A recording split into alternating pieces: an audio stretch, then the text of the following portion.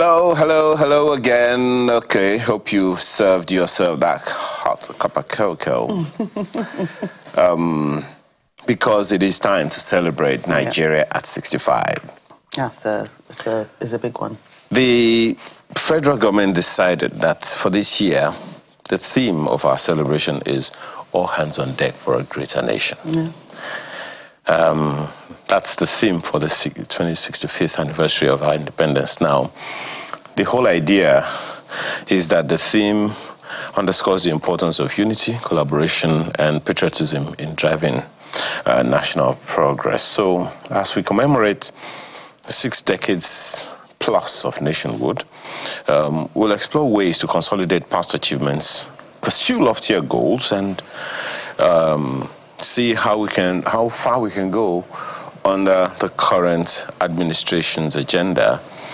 We should also not keep our eye only on the federal government, but look at the states as well. And even the people. And the people. Most importantly. So let's have conversations with 3 gentlemen joining us this morning. Richard Wokocha joins us virtually. He's a professor of public law at the Rivers State University. He's also a public affairs analyst. Thank you so much for joining us, sir. We have with us as well Dr. Sulaiman Usman, who is a senior advocate of Nigeria, as well as a live bencher. He joins us also virtually from Abuja, as well as Mr. Dakpo Akinshun, a senior advocate of Nigeria and founding senior partner at Simmons Cooper Partners. Gentlemen, again, thank you so much for your time today. Prof, let me begin with you, Professor Wokocha. Nigeria at 65 and 26 years, first time we're running our democracy, 26 straight years unbroken. Politically, socially, economically, if you would take a guess, is there anything really to celebrate?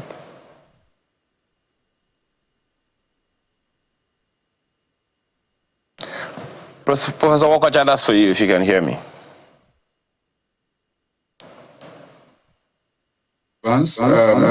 Before we get into your question, is there anything to celebrate 65 years down the line and about 24 years of unbroken democracy? I am afraid one cannot in all honesty say that there is much to celebrate.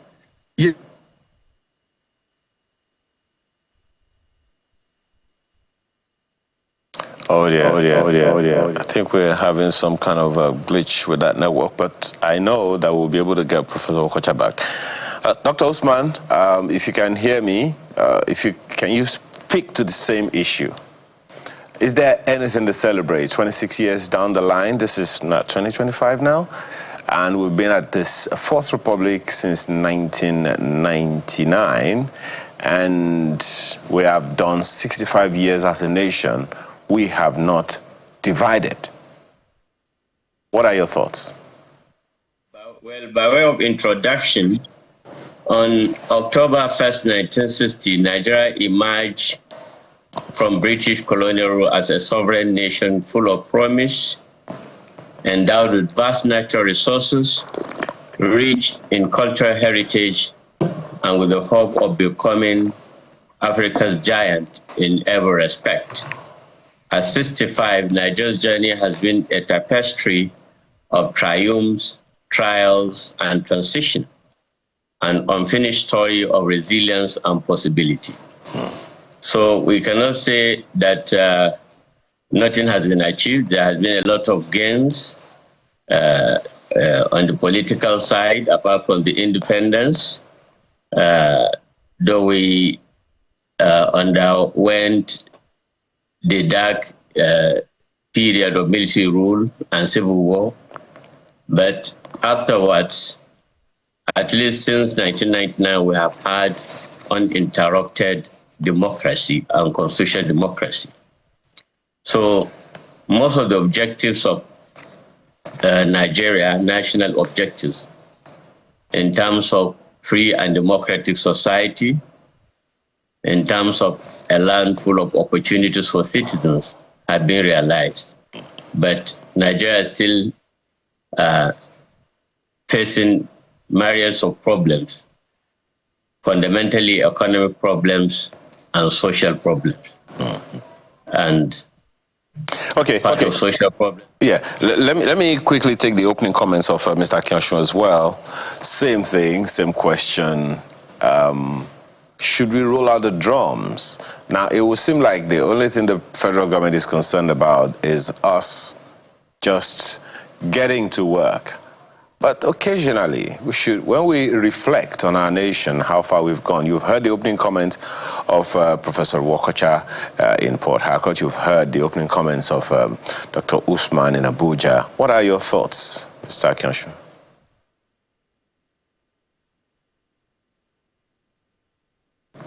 Good morning, and thank you for the opportunity to be part of this conversation.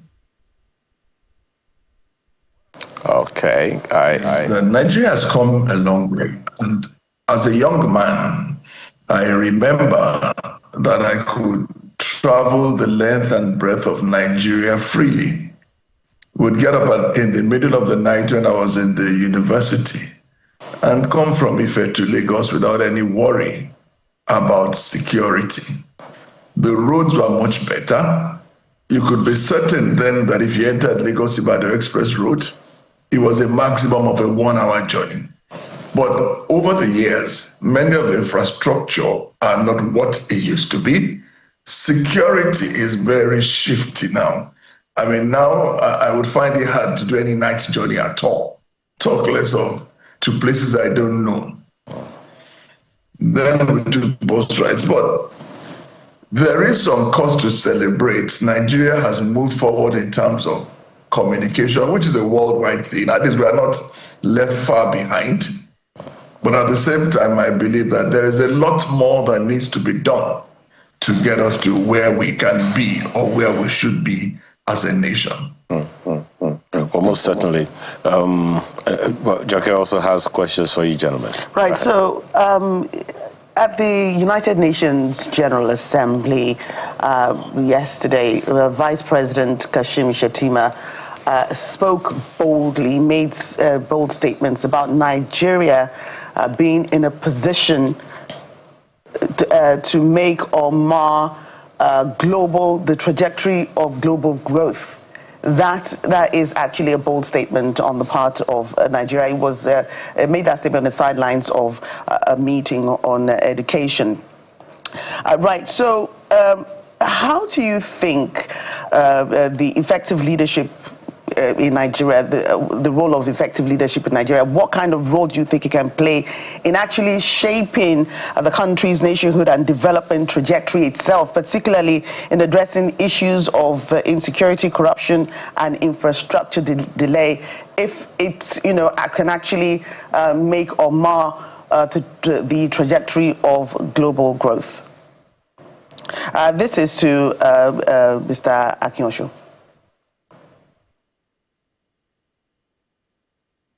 Sorry, I didn't hear the question. You were breaking at that point. Right. Can you come back the question? I said the role that you think the leadership role in Nigeria, the role it can play in actually shaping the country's nationhood and development in areas of insecurity, infrastructure development, and what have you. And I'm asking that from the point of view that, at the United Nations General Assembly, the Vice President had made a bold statement that Nigeria is in a position to make or mar, the trajectory of global growth itself.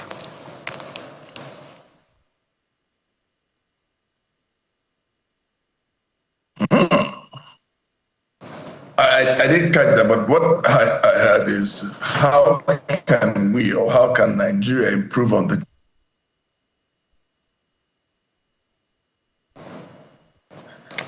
our work with security?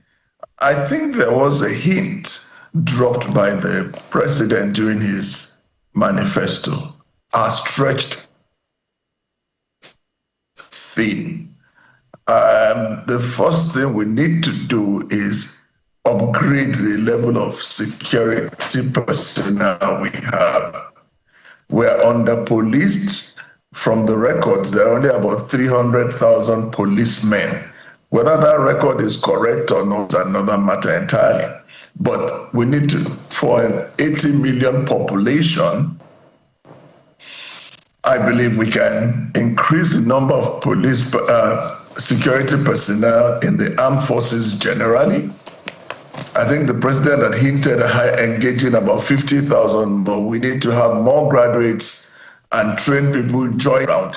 We also have intelligentsia managing our security. The more educated they are, the better they can reason and follow through security issues. Nigeria has done well. I just noted that over the years, Nigerian on peace missions had done well in time past. We intervened in South Africa, we intervened in Liberia particularly, and we always come out with glowing records. It shows that there's a potential and the capacity to do these things, if only more attention is paid to it. I don't know if that answered the question. Well, maybe in some sense, but for more but yeah, most certainly. Well, Professor Wokocha, I know that you haven't really been able to say much, so we'll take that question to you as well. Excuse me. Your opening comment was that, as far as you are concerned, there isn't really much to celebrate. But then, so diving into the conversations now, because I saw that even Dr. Usman was trying to wait until we got into the deep of the conversation. So let's just dive straight into it. In what areas, Prof, would you say that we have lagged behind over time? Because there are those who would argue that we tried the First Republic democracy, it didn't quite work. We didn't do up to, I don't think we did up to 5 years. We tried in the Second Republic.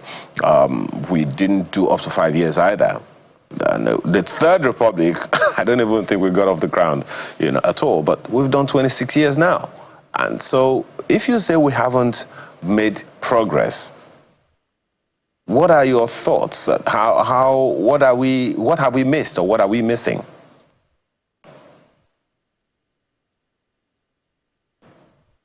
Professor Wokocha, that's for you.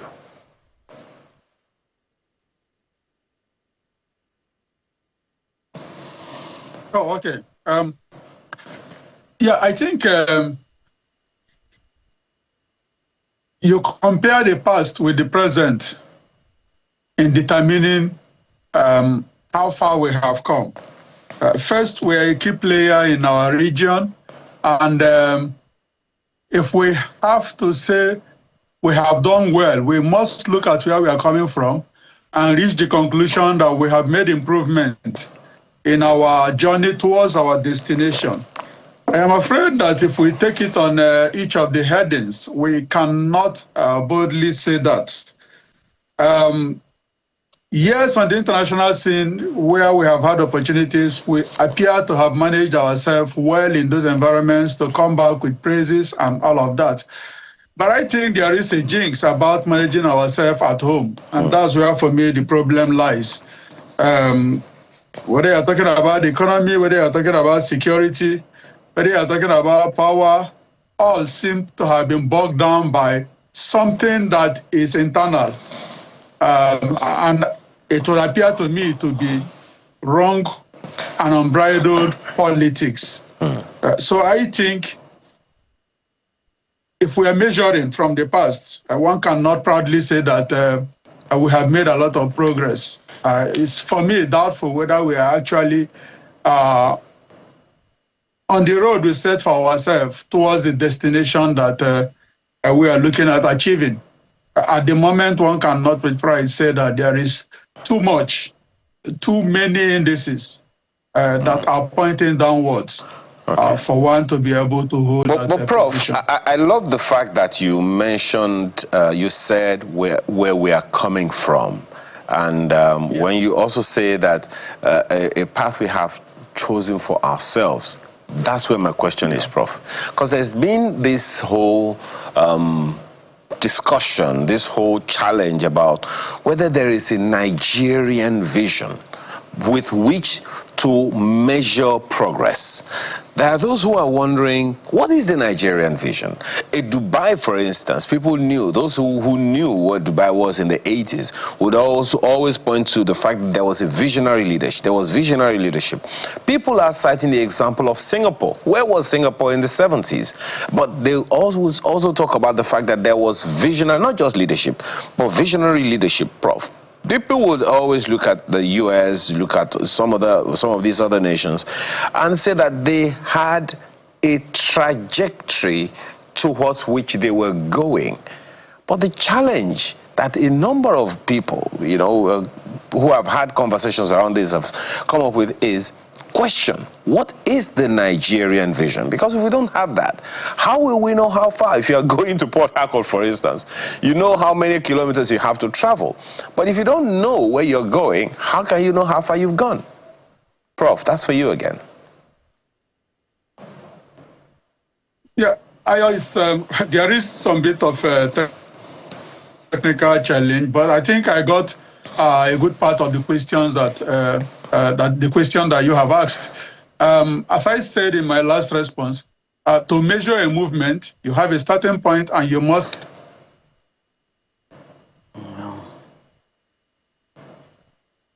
Oh, yeah.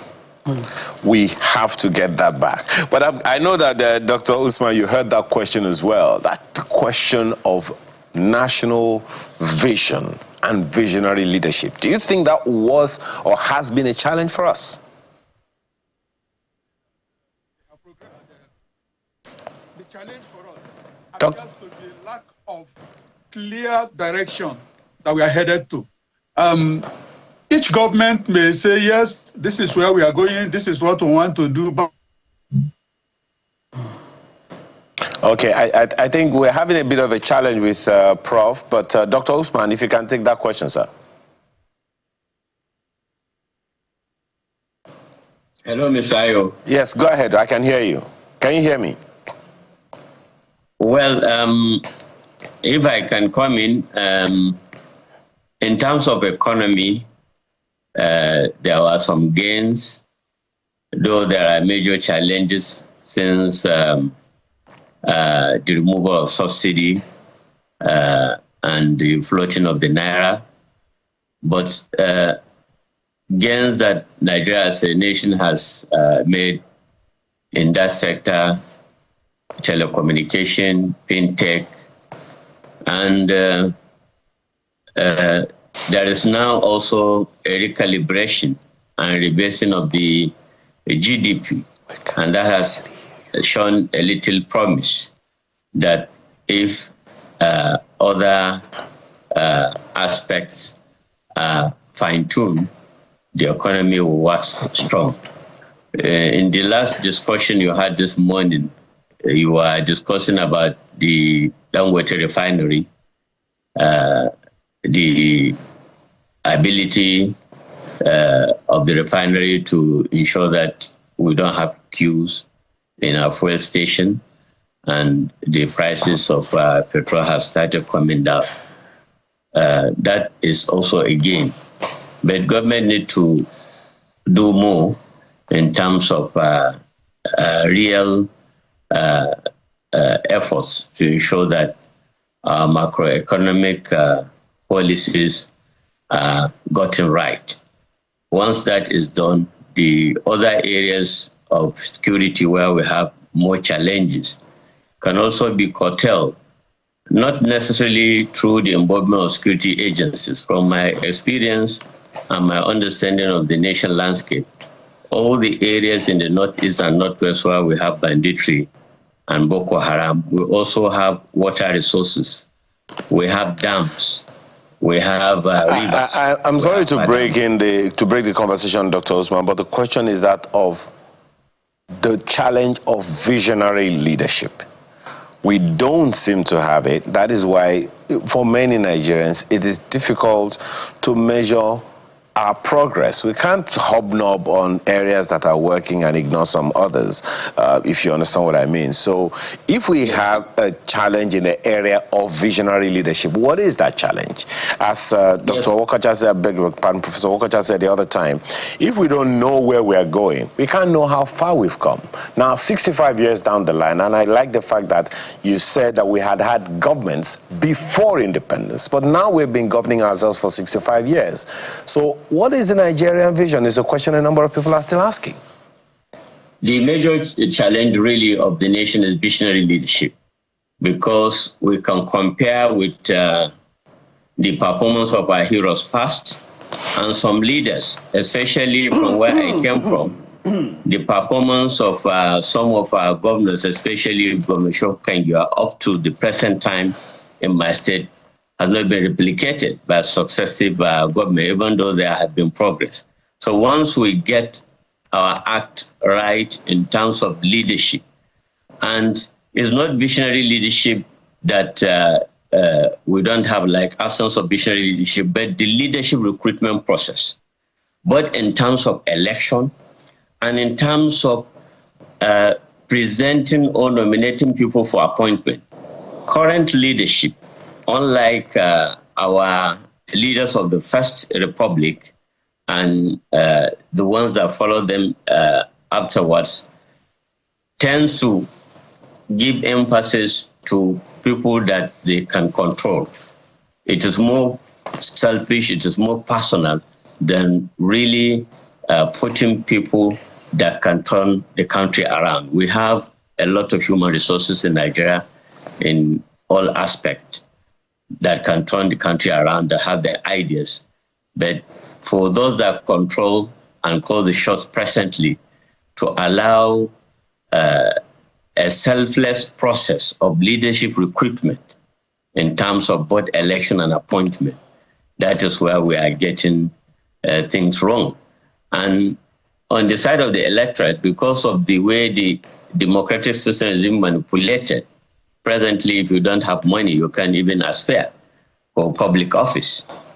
And because the large number of the electorate largely are challenged by poverty, they cannot really withstand the temptation, resist the temptation of this stomach infrastructure that is usually rolled out during elections in terms of vote buying and influencing the outcome. So this has been really the problem of Nigeria. If we can get our leadership right, we have enormous resources, and most of our problems can be solved within a term of 4 years. Right. I believe from the little I know, within a term of 4 years, all the problems, almost all the problems can be solved. Right. Because somebody has demonstrated that in my state in 2 years. Shehu Kangiwa served as governor of Sokoto State from 1979 and 1981 when he died. The infrastructural project he rolled out at that time in terms of the market, the motor park, the House of Assembly, the Shehu Kangiwa Secretariat, the Giginya Hotel, and all other projects that are still there, has shown that with purposeful leadership, selfless leadership, Nigeria can be turned around 360 degrees, right, and can attain her place of pride in the Committee of Nations. Right, thank you, Doctor. But Mr. Akinshun, let me put this to you. He has said a lot, and there's a lot to unpack there. We're talking about visionary leadership, but is there a leadership without people to lead? Usually, democracy, we say, is the mantra: government for the people, of the people, and by the people. In having an effective leadership, how can the government of the day carry citizens along? Aside from the fact that, you know, carrying them along means campaigning to them to vote me into power for presidency, for governorship elections, houses of assembly, local government elections, and all that.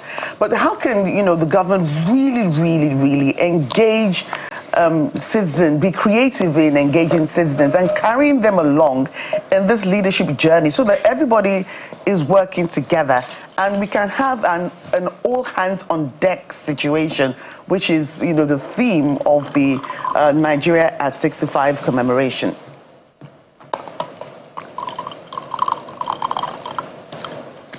Thank you. Your microphones, your internet seems to go off every time you're speaking, but I would see off from what Dr. Usman said. And visionary leadership is one thing to have good leadership. Is another thing for the followership to do the right thing. And I think all this revolves around something he mentioned, and that is, it boils down to corruption. We talk about it every time, but as long as there's no consequence for bad behavior, we would always have a challenge with the elections and putting the right people into office. Because if I know that once I get into office, wrongfully or otherwise, all my actions in the past are forgiven, that when the administration of justice works correctly, you will find that there will be a great reduction in all the challenges we have. People who collect contracts will fulfill it. People who are in office know that if they leave office, as we can see in several countries, you could go to prison for things you did. In extreme situations, they're even sentenced to death. And the first thing to get it right, like I said, is that how do you get the administration of justice correctly? First of all, have good policemen, have enough men. Secondly, dealing with, we often say that the judiciary is corrupt, but the reason why they will be corrupt or could be corrupt is simple. They are poorly paid. But if you tie the salary of a judge to what a legislator is getting, for instance, a Court of Appeal judge is earning what a House of Rep member is earning. A Supreme Court judge earns the same thing as a senator, and we match their emoluments and things to what they are getting, because the only reason why a man will be corrupt is fear of when I leave this job. But if they know that if they do this job well, at the end of their career, they will be comfortable. You will find that there'll be less reason to want to be corrupt. And if after that, you are given the right things, it happened in Lagos to be the most corrupt. But after the restructuring under the present president then, they increased the salary of judges, give them emoluments for life, and you find that they brought in very young and bright lawyers into the judicial right. And people know that no matter how long you delay, courts will not waste time. Even the Bar Association disciplines lawyers who waste time and go to court just to drag matters. If there's that discipline in force, you will find that administration of justice will work faster. But are you saying the administration of justice? Yeah, my apologies. The size of the prisons, outsource prisons. Many more people go to prison. Well, Mr. Akionsho, perhaps you will find that. Yeah, perhaps one of the challenges we're dealing with here, and I'm glad the three of you joining us here are legal practitioners. Yes. Perhaps one of the challenges we are dealing with here is not just the rule of law.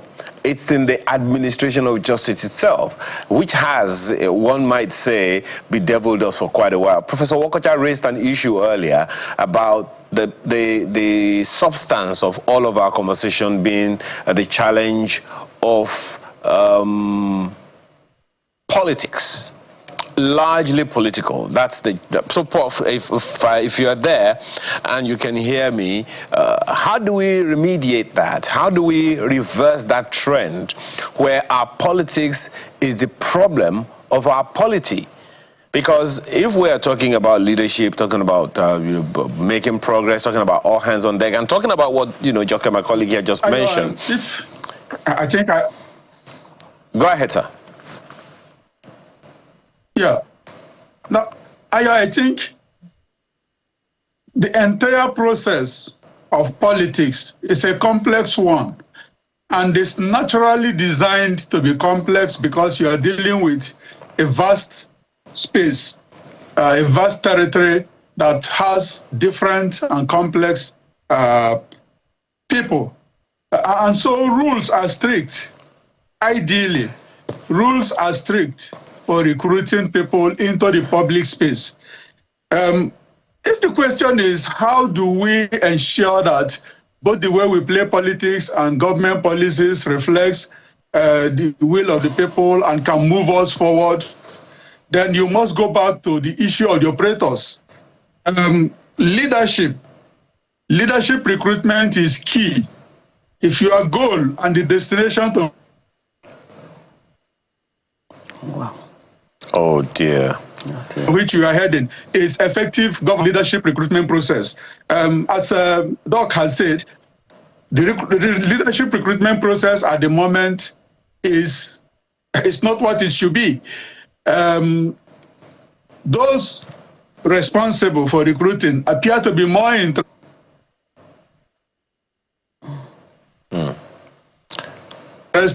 in loyal persons. We have three branches of government, one side legislative,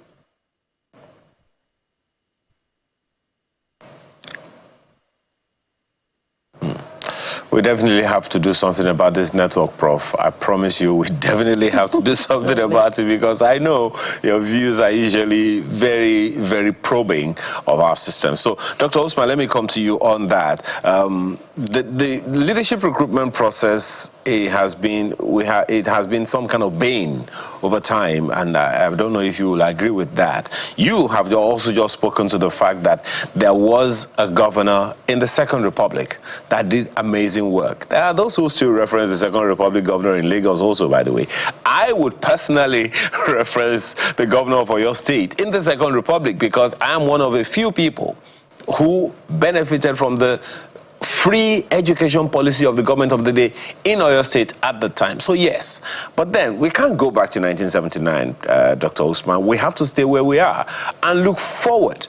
So if we have a problem with leadership recruitment process, what would you say is the problem? For instance, to be president, you don't even need to pass WAEC according to the Constitution. You only need to attempt it. But if you want to get a job in the civil service, level 6, the lowest, maybe one of the lowest levels in civil service, you have to be a graduate. But to govern the entire country, you only need to attempt basic secondary school education. That's a question right there, isn't there? So would you say, among other things, the problem of the leadership recruitment process we have is that of our Constitution? Problems, because the benchmark constitution in terms of education is really, really low, given the current times that we live in, the fourth industrial revolution. Talking about people that have basic qualification of secondary school, or even its equivalent that is interpreted to mean ability to speak, write and speak to the satisfaction of the commission, not even having school certificate, if you look at the interpretation constitution under section 318 of the Constitution. So we need some drastic and purposive constitutional amendment to raise the bar in terms of education. Let certain critical positions of leadership, especially executive and even legislature, be raised to the level of at least a degree. That will help a lot in ensuring that even if you want to put somebody that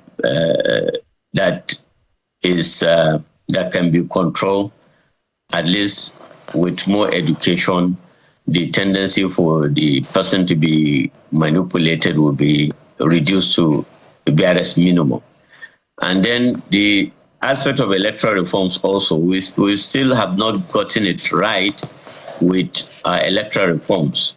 Whenever reforms are made, sometimes because of the way they are implemented and also the interpretation of those rules will take us back again. Like in the last election, we made progress by ensuring that IREP was used, it was deployed, and it was effective.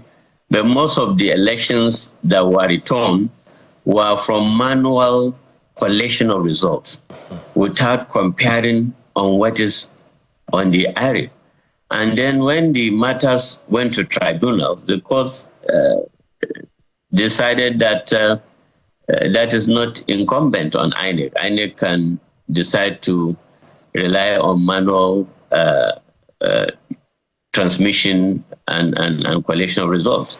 So until and unless we get our electoral reforms right, we also look at the qualification for election and even some disqualification for election that has been lowered through certain decisions. All those aspects need to be revisited. For instance, issues of certificate forgery arising from, different names have now been lowered by the doctrine of variation of names, so that people that have used qualifications that are not theirs have gotten away with it. Well, just a quick one. Sincerity. Dr. Usman, we're just getting some information now that there have been attempts by the National Assembly to unsuccessful attempts to review that process where of the educational qualification of elected officials. And we understand that recent efforts to raise the minimum requirement from a school cert to a university degree or equivalent have been introduced in both the House of Reps and the Senate. But then I'm not sure how far we have gone with that. We all know that there's another process ongoing now. What would be your advocacy, or I don't know, what would you say is a compulsion that must be considered in this regard, Dr. Usman? Yes, advocacy will help in pushing forward the constitutional amendment. Sometimes also if we can have a purposive interpretation by the courts, a sort of judicial activism. Certain aspects of the Constitution can be looked at holistically, like when the Supreme Court wanted to validate the Independent Corrupt Practices and Other Related Offences Act 2000, they crystallized the provision of Chapter 2 of the Constitution that deals with fundamental objectives and directive principles of state policy, even though we know it is not justicial. But the Supreme Court married the exclusive legislative list, item 68, that said anything incidental or supplemental to those items from 1 to 67 that have been listed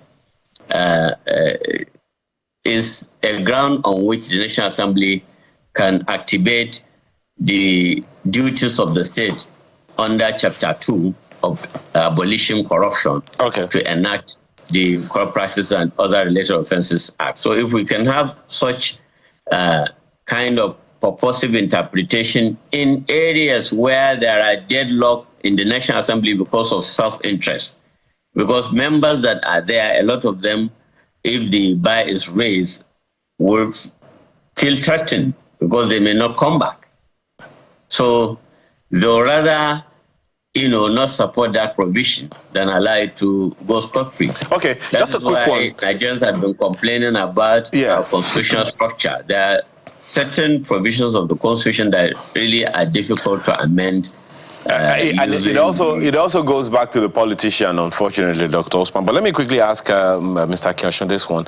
Do you think we're over-focusing, or have, in this republic in particular, over-focused on the federal government, thereby making it better, as opposed to our attention to what's happening in the subnationals, the states and the local governments administrations? Mr. Kiosho, that's for you. Yes, I think a lot of attention, sometimes unnecessary, is put on the federal government, or more than necessary. A lot of other things can happen from the states. And if every state is managing its own infrastructure properly, you will find that the bad roads is not only the federal government that controls infrastructure of roads. States can do a lot more in making sure that administration and the relationship of the people to governance is much better. In terms of provision of potable water, it is not the federal government that will do that. It is the states that will do that as well. So you find that a lot of the times, I mentioned the Lagos State Judiciary. Doctor mentioned Sokoto State. It was a much better place under a visionary leader. We had the same thing under Jakonde in Lagos. The infrastructure and the legacy he left behind still goes a long way. Within the 4 years he had as governor, things that he did still last forever. So if the states were a lot more involved in doing things properly, then you'll find that the pressure on the center will be reduced. However, the center still controls a lot of the finances. If 55% or so of the general revenue of the country sits in Abuja, there is a lot more that can be achieved if the center applied the finances to the proper purposes as well. Right. Still with you, Mr. Akinyosun.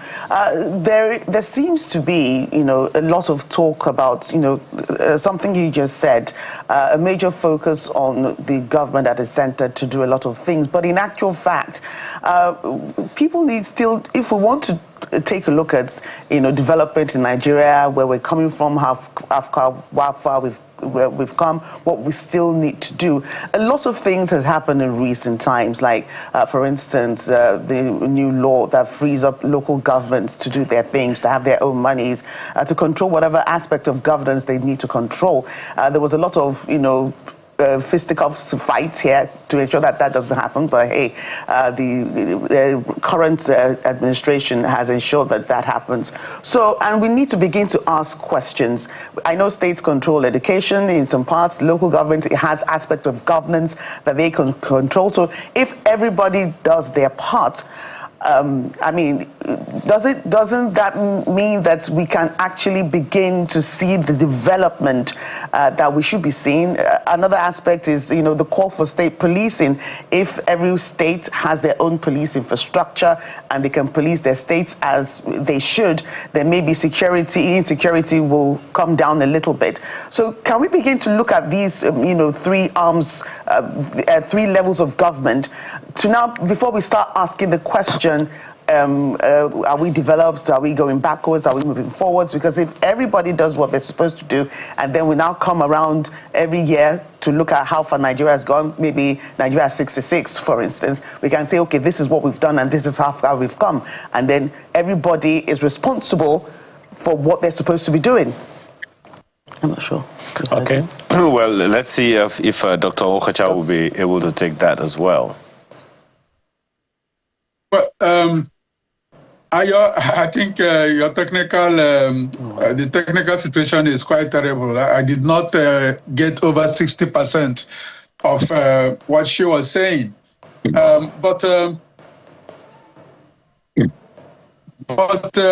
if we are looking at how to get the institutions work better despite our recruitment process, I think we need to realize that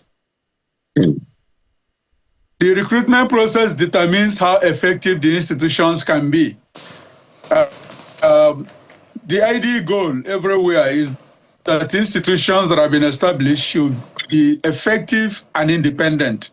But if the recruitment process is one that will put people in places that are loyal and not people who will deliver on the objective of the institutions, then you will have the kind of problems we have. If a supervisor is to think things are getting better, rather than querying and supervising the officer he is to supervise, you can be sure that you won't get the expected outcome from the institution that supervisor heads. So I think it's a long shot, but we need to find a way, because the issue of wrong recruitment process has led to ineffective institutions, and to our present calamity where the public space has been privatized. And I think I would like to say that with emphasis. These failures have led to a situation where the public space is privatized completely. You can no longer speak with certainty about what the laws are and what the courts will say, especially at the apex court.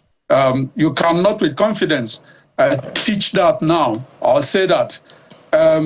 You cannot with confidence expect that the legislature will do its work of scrutinizing the actions of the executive and come up with critical questions and critical conclusions that will correct errors on the part of the executive. So I think the entire system at the moment appears to be messed up, and we need to find a way to free the institutions and enable them function independently. Talking about can do that, directive will always come from the top and will always come from the executive, from the head executive unit to all the other units. And so you will get what is desired by the presidency and not what the institutions were established to do.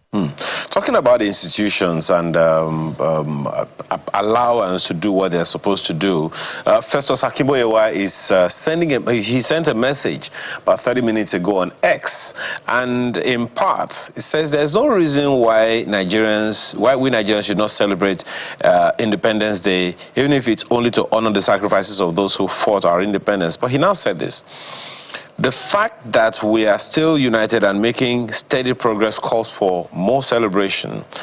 We are now producing vehicles, computers, military equipment, including drones, and many more which should be celebrated. We will surely overcome insecurity and other challenges facing us as a nation. Do you share his joy, Professor Wokocha? I do not, Ayo. Ayo, we need to know that telecommunications and a lot of the indices with which we are saying society has improved are not our product. They chase you, they chase it.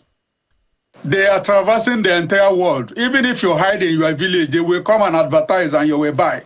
So these are not examples of how our system is working well. Profit is locating us for the benefit of those who are producing them. I think the point he's making, Prof. I think the point he's making. I think the point he's making, Prof, is that with the imported vehicle, the imported technology, as you said, we are now in-house, as opposed to what existed later, where we imported all of our vehicles. We are now producing some locally. Computers, the same thing. There was a time all we did was import, but even though we are still importing some elements, we are producing them locally. He also spoke to military equipment as well, which of course the Nigerian military is very, very proud of, that we're now producing some of these things like drones and a number of those things as well. It didn't exist until recently, Prof. So you don't think we should celebrate that? Even if it's just a little bit? To that extent, I agree with him completely. Whatever you can trace to what we are doing, to our own action, is an indication of gain and progress. And our directive should be ensuring that the bulk of what we do, both in national policy and individual lives, revolves around what we produce. It's only then that you can say you are making progress, and not when you are an extended market that is simply putting profit in the hands of profit seekers outside your territory and outside your environment. So I agree with him to the extent that with respect to whatever we are producing, where we can say, yes, these are landmarks that we have made and things we are producing, providing services and attending to our needs, I will agree with him that that would be an optimistic thing to celebrate. Right. Dr. Usman, this is for you. Another comment from a viewer. He says, good morning. Since we can't rule out the importance and hands of the Almighty God in our individual and national lives, we must be thankful for so far so good hitherto, as God help us. We are not where we were in the last couple of years in every aspect of our national lives. We are gradually fumbling and wobbling to the promised land. Let us be focused and hopeful. That's from Samuel in Lagos. Well, he's a bit optimistic, I must say. But what do you think of his, fumbling and wobbling to the promised land? Are you talking to me? Yes, Doctor. Yes, I did say that question was for you. The comments from the viewer, yes. I did not hear you well. All right. Can you come again? Okay, so the viewer said, commenting on the situation, said, we can't rule out the importance and hands of Almighty God in our individual and national lives. We must be thankful so far, so good hitherto, as God help us. We are not where we were in the past or in the last couple of years in every aspect of our national lives. We are gradually fumbling and wobbling to the promised land. Let us be focused and hopeful.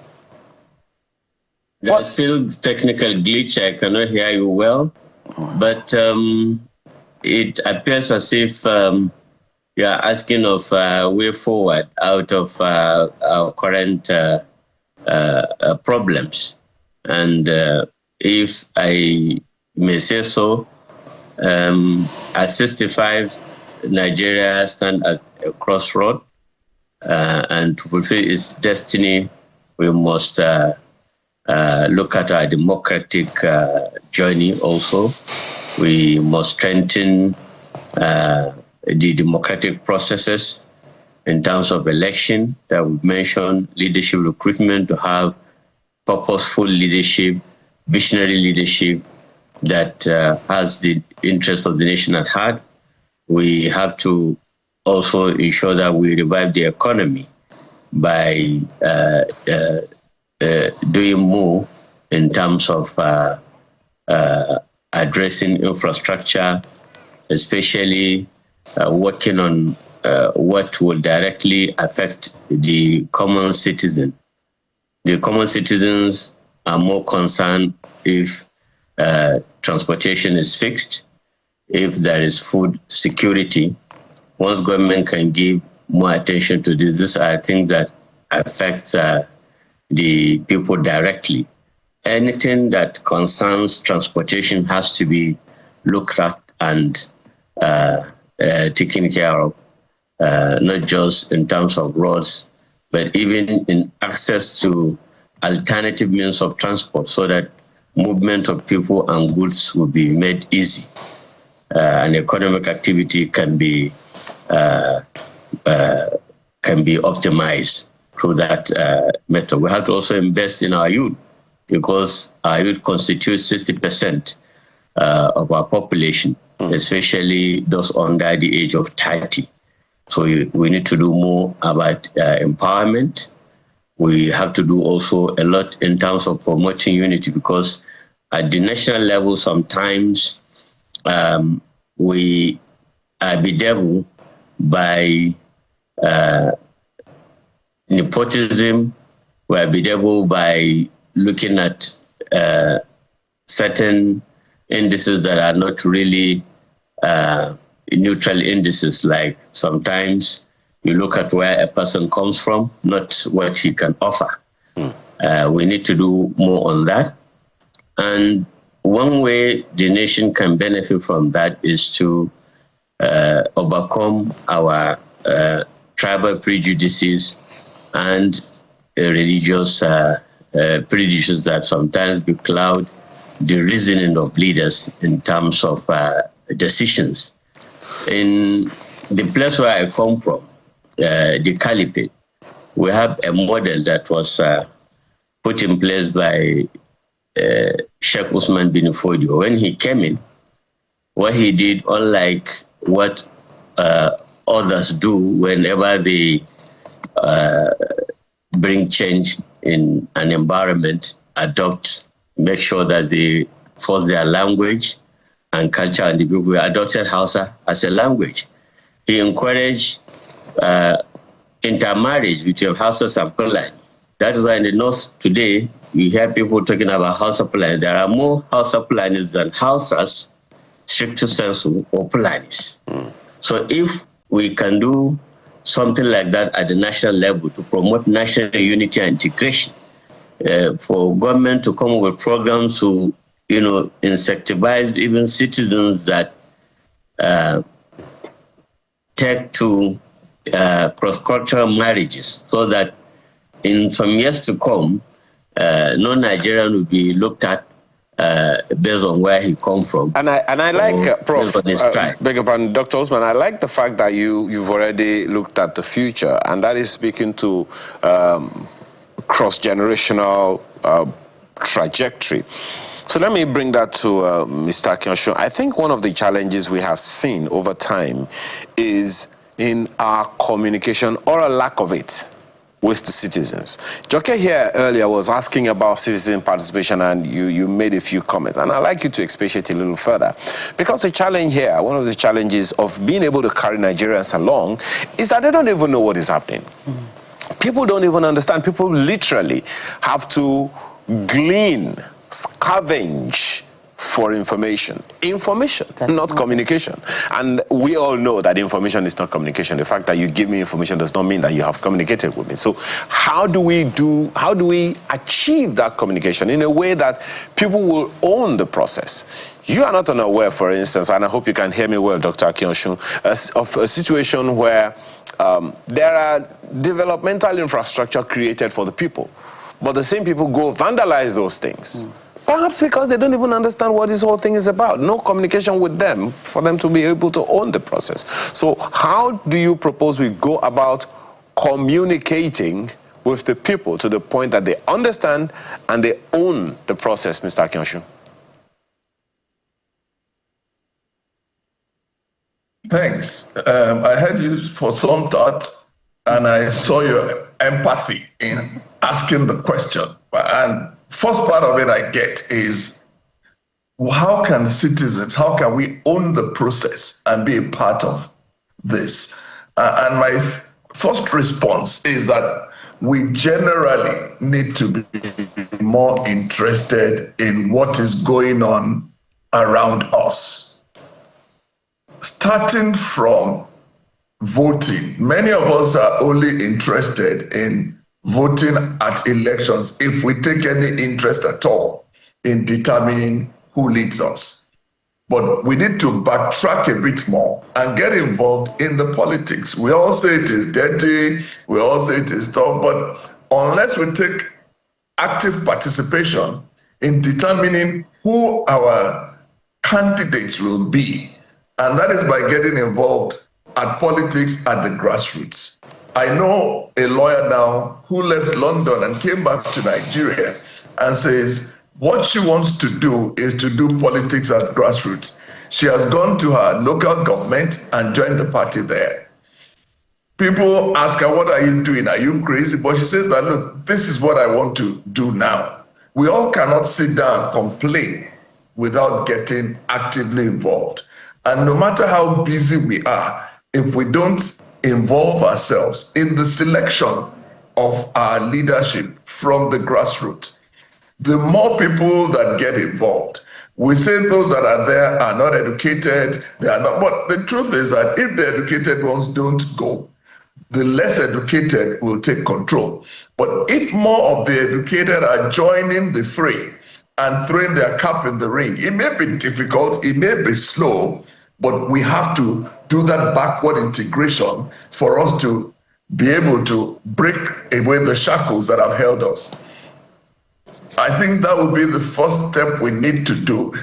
Secondly, apart from engaging the process, we now need to be drivers in the system. How can we keep the system corruption-free? It starts from you and I.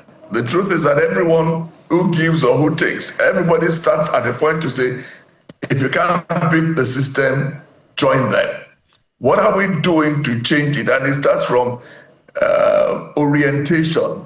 Many of us need to go back and say, what can I do better than I'm doing now? But until we check ourselves, well, you know, while I understand, I apologize, Mr. Akinshon. Yeah, I apologize for butting in if you can hear me.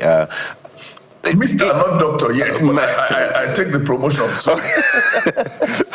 Okay, I think that's what every Nigerian also was here. Some optimistic, something to look forward to. But the point that I'm trying to make, Mr. Akinshon, is people follow examples. They follow leadership. And in the space of communication in particular, we don't get it. Government officials have confirmed that government does not know how to significantly, adequately communicate as much as they ought to. Corporate organizations, they trickle down the thing so well over time that people own the process. But people can't own something they don't understand, Mr. Akinshun. They can't own the process if they don't understand it. And the only way they can understand it is to be communicated with. If we create infrastructure, maybe I should take that to me, Professor Wokocha. If we create a process that people don't understand, how can they own it? The only way for people, I understand, the only way people can own a process is if we communicate with them. But if we just let it slide and we don't communicate with them, we don't relate with them the way they ought to, they would love to be related with in a way that they can own the process, they can't. Same goes for every state government in the country. So how do we walk around that communication debacle, Professor Wokocha? Well, the people may be very desirous to control the process. The people may be desirous of driving the process, and that is how it should be.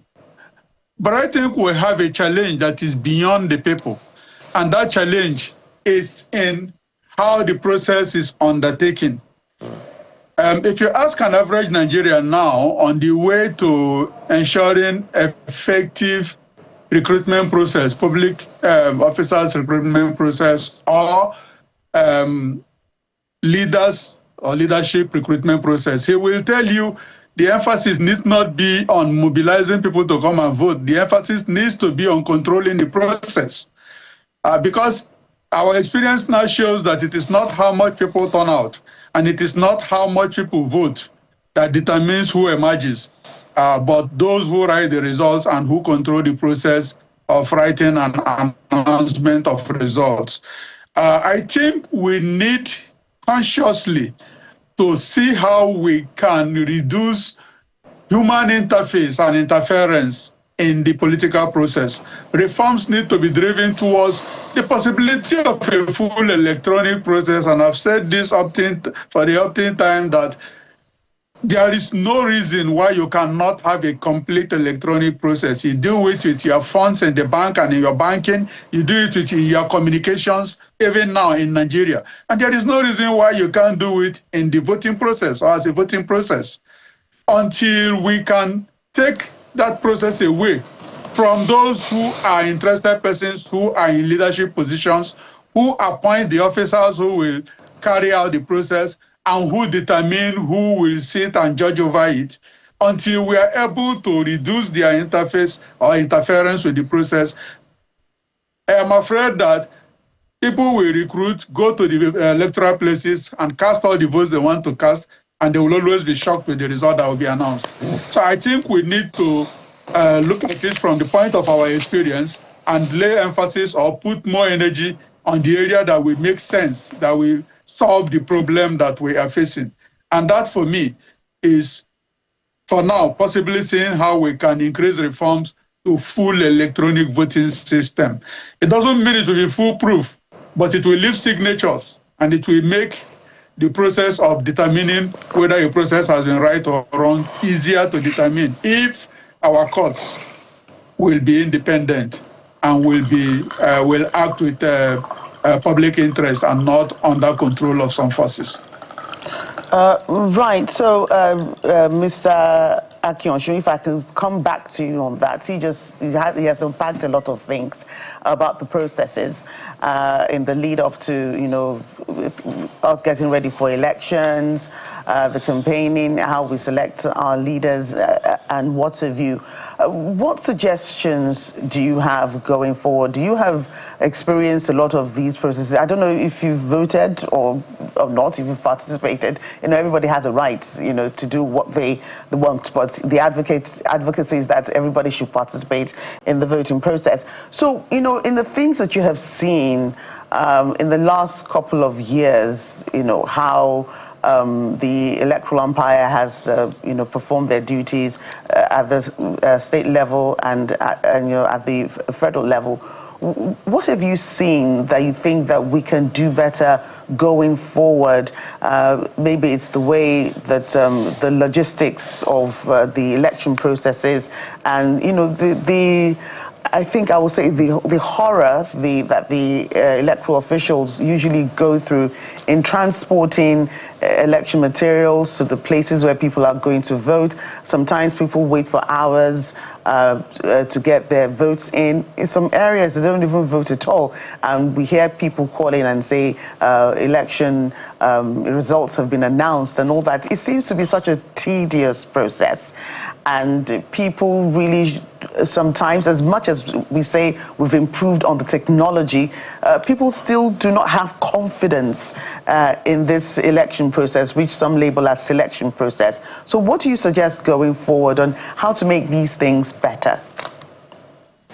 That's to you, Mr. Akinyosun.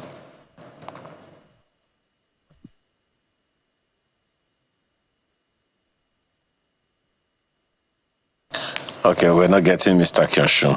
Well, okay, maybe we'll take the final words from you gentlemen. A quick final words from you, Dr. Usman, and then we go around the room. What next? If you could give a to-do list, just lists, no explanation. Dr. Usman, the president, the federal government has said all hands on deck towards a greater nation. That's the theme of this 65th anniversary of our independence. What would be your to-do list that every Nigerian or even the federal government or the state governments must do today towards that theme? Well, Nigeria is a nation in transition. Nigeria has been resilient, has shown some level of resilience, notwithstanding myriads of problems that have beset it as a nation. It is a work in progress, and all hands must be on deck. Okay. We have to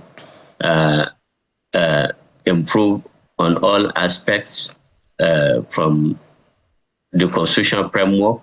We have to be purposeful and ensure that we have a purposeful constitution, which will ensure that all the necessary tools that are required for good governance are entrenched in it. Presently, we are making efforts again at constitutional amendment. There are about 83 bills. We hope the provisions will be people-oriented, not self-sided. Okay. And then we also have to look at our institution.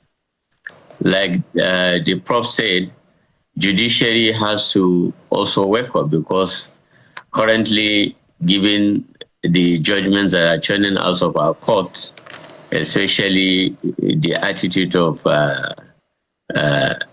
the apex court to some proceedings or processes that are before them, leave much to be desired. So we need to find a way around that to ensure that we streamline decisions, because currently there are so many conflicting decisions on almost every issue. All right, Dr. Usman, I apologize, we really have to go. So let me take the comments of Professor Wokocha again. You have 30 seconds.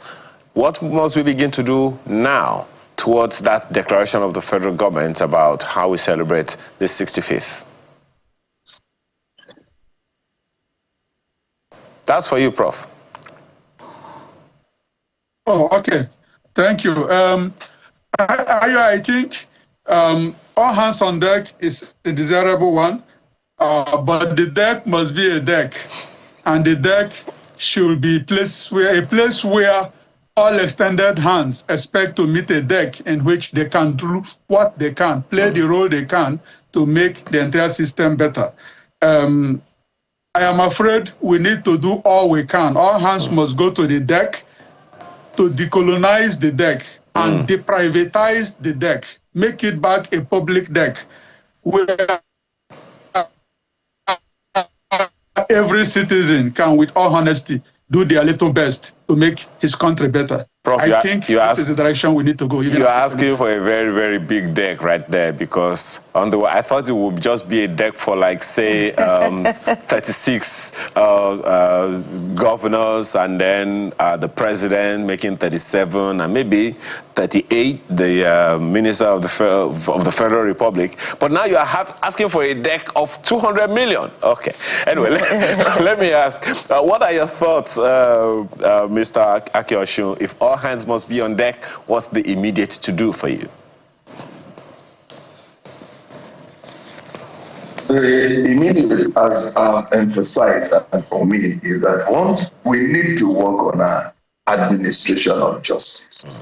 The EFCC is doing a lot, but first thing you find is that the courts are congested.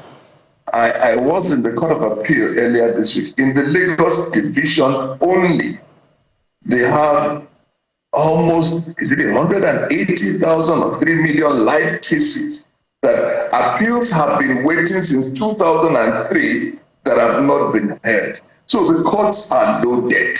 If you go to the Federal High Court in Lagos, the courtrooms are stacked high with a judge getting over 100,000 cases. It is not possible that they can be detailed if they have that kind of workload.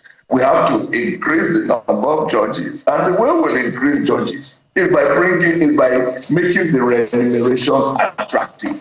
It's not a mouth thing, but people will work hard when they are well paid. Then you can demand transparency. You can demand more from them.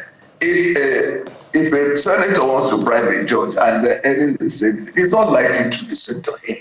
But if my salary is, if my take-home pay is still a joke, at the end of the day, anything that will secure my future and my children's future, they will take it. So we need to restructure that well and make sure that everybody, I mean, even the president is clamoring for more pay. And you find that people are saying, why does the president need more pay? Because all expenses are paid. But the truth is that as long as your pay doesn't take you home, it will always be difficult. So we need to make sure we restructure from there. Administration of justice. You have struck, Mr. Akioshun, at the very heart of the rule of law, because there can be no rule of law if those who will enforce the rule of law are so poorly remunerated. But thank you so much for your thoughts this morning.